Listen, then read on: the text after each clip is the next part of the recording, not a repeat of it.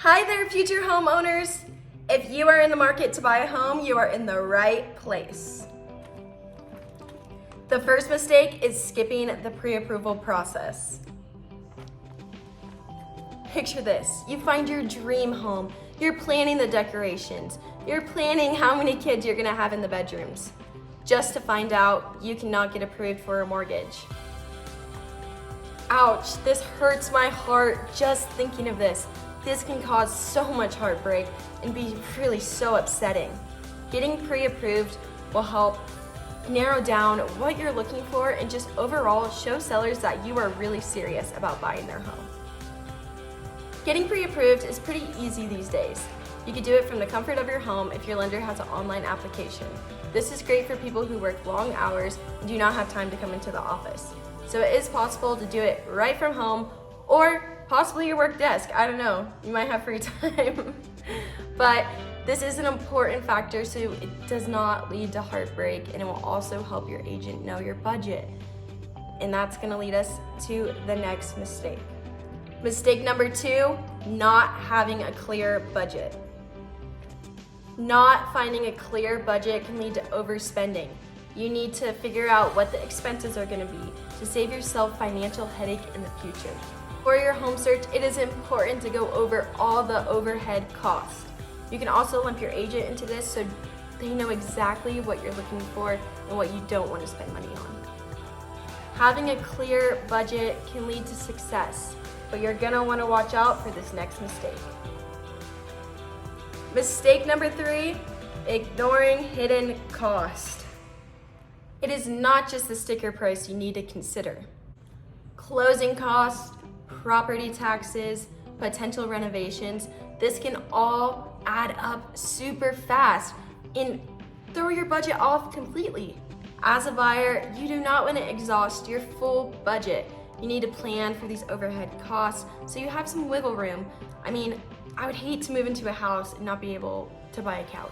I mean, I'm sure on my budget, I probably would be Facebook marketing anyway, but you get the idea. You want to be able to decorate your house and look at the fun stuff. So buying a home in your budget gives you that wiggle room. Mistake number 4 is not researching the neighborhood.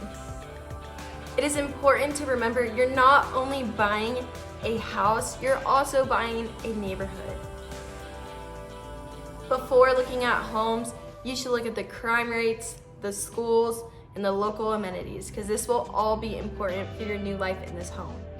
Something my local investors in my town go by is that you want to buy the first looking house. I wanted to say best because it doesn't seem natural, but you want to buy the worst looking house in the best neighborhood because you can't change the neighborhood essentially. I mean, it may change over time, but who knows how long.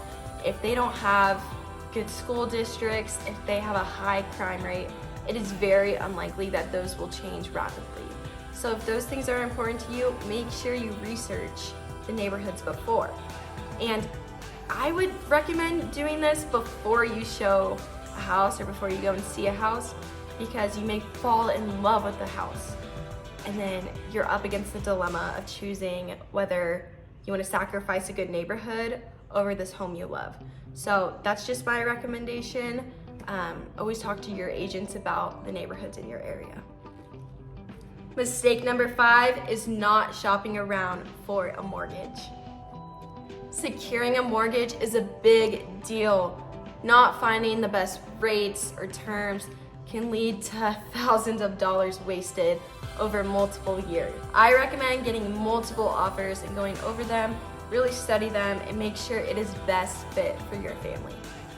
I also recommend working with a creative lender. There is programs out there. There's so many programs you can get involved with that you might not even know exist. So it's important to reach out, I think, to multiple lenders, but you know, I'm also a real estate agent, so I don't know if that's the best advice. Lenders might be in the comments yelling at me, I don't know. But I think it's important to find a creative lender, whether you have to talk to multiple people to get that, because that is important and they're always gonna try to do what is best for you. Mistake number 6 is overlooking your resale value. Life is full of surprises. Your dream home today might not be the same in years to come. Overlooking the resale value can make it so challenging in the years to come. It will make it more challenging to get equity in your home, to put down on your next home. And especially if you're starting with a starter home and you want to upgrade slowly, it's going to be harder if the resale is just not going to be there. What I recommend is looking at crime rates, school districts, and just the overall amenities to see if your area is a growing area. If you live, in an area that's seeing a downfall, I don't know if I could say that that's building too much equity, but the market is constantly changing. We're always surprised, but just make sure you discuss that with your real estate agent. So there you have it, the biggest mistakes home buyers usually make and that you should stay clear of. If you found this guide helpful, give us a thumbs up and come back for more useful tips in the home buying or selling process. Also, if you are looking to buy in the Central Coast of California, please go to my free relocation guide in my bio. This gives you all the great tips of the beautiful Central Coast and what we have to offer. I hope you guys have an amazing day and check back to my channel. The next video is going to be a crazy one. It is going to be about navigating buying a home in your 20s. Yes, I said 20s, and I'm particularly targeting the early 20s, which you're like, oh my gosh, how is that possible in California? Well, I guess you're gonna have to stick around to find out. Thank you guys.